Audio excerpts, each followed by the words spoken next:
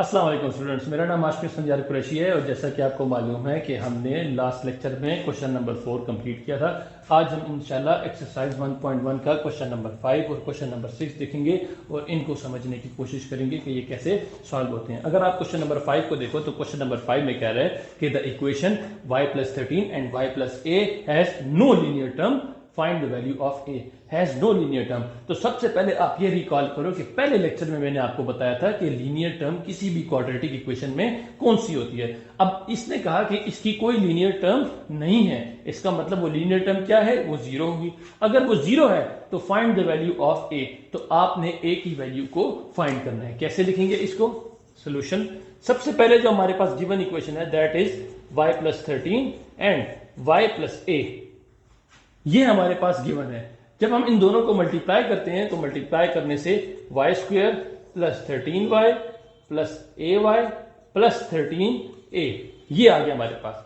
अब उसने हमें कहा, अब यहां पे देखो तो ये इस y को कॉमन लिया जा सकता है, तो मैं y को कॉमन ले लेता हूं। ठीक है, y² + 13 + a × y + 13a।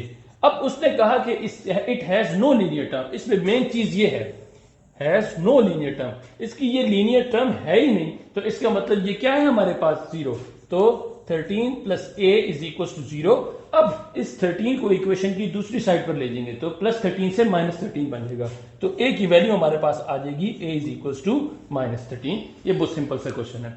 दूसरे क्वेश्चन नंबर 6 में कहता है कि the equation ax² + 5x + 3 has x = 1 as a solution, कि इसका एक सोल्यूशन है x = 1, यानी कि इसकी एक रूट है हमारे पास x = 1 as a solution. What is the other solution? तो इसका दूसरा सोल्यूशन क्या होगा? तो हम क्या करेंगे, सबसे पहले इस a की वैल्यू को फाइंड करेंगे। कैसे?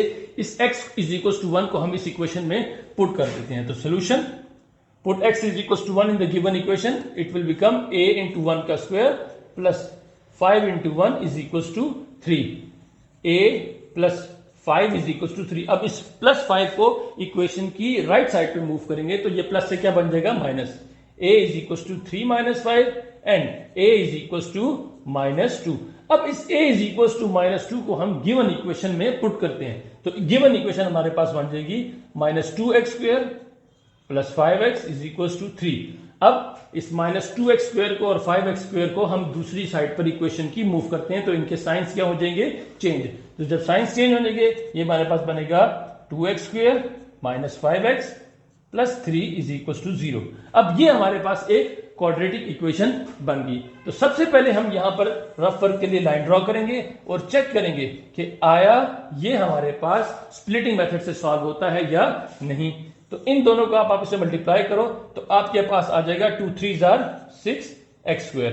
अब दो नंबर ऐसे ढूंढने हैं जिनको मल्टीप्लाई करने से 6x² आए और ऐड या सब्ट्रैक्ट करने से हमारे पास -5x आ जाए। तो कौन से ऐसे दो नंबर हैं जिसको मल्टीप्लाई करेंगे?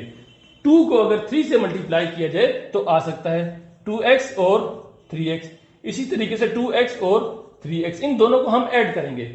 लेकिन यहां पे आप देखो तो इसके साथ माइनस का साइन लगा हुआ है, -5, तो इन दोनों के साथ हमें माइनस का साइन रखना पड़ेगा, क्योंकि हमारे पास साइन सेम होंगे तभी हमारे पास एडिशन परफॉर्म होगी। अगर अपोजिट साइन हो गए तो हमारे पास सब्ट्रैक्शन परफॉर्म हो जाएगी। यहां पर भी इसी तरीके से दोनों माइनस लगाते हैं, -+ 2 3 = 6 x × x² इसी तरीके से दोनों साइन सेम है तो ग्रेटर का साइन लगा माइनस, दोनों साइन सेम है तो एडिशन परफॉर्म होगी, हमारे पास आएगा -5x। यहां पर इस लीनियर टर्म को स्प्लिट करेंगे, 2x² - 2x - 3x + 3 = 0। अब इन दोनों में क्या चीज कॉमन है, 2x कॉमन ले लिया तो x - 1। इन दोनों में क्या चीज कॉमन है, ये 3 दोनों में कॉमन है, तो मैं -3 को कॉमन लेता हूं। याद रखो माइनस साइन को जब भी कॉमन लूंगा तो ब्रैकेट के अंदर साइन चेंज हो जाएंगे। अब ये -x है ना, ये बन जाएगा +x, ये +3 है, ये बन जाएगा -1, क्योंकि 3 मैंने कॉमन ले लिया, = 0। तो x - 1 2x - 3 = 0। अब एक रूट तो हमारे पास है x - 1 = 0, x = 1, ये तो गिवन थी हमारे पास। दूसरी रूट कौन सी होगी, 2x - 3 = 0 और x = 3 ÷ 2, ये हमारे पास कौन सी होगी, इसकी सेकेंड टर्म। इंशाल्लाह इससे जो अगली वीडियो होगी वो हमारे पास इस एक्सरसाइज की लास्ट वीडियो होगी और उसमें उस क्वेश्चन नंबर 7 को हम कवर करेंगे। तब तक के लिए अल्लाह हाफिज।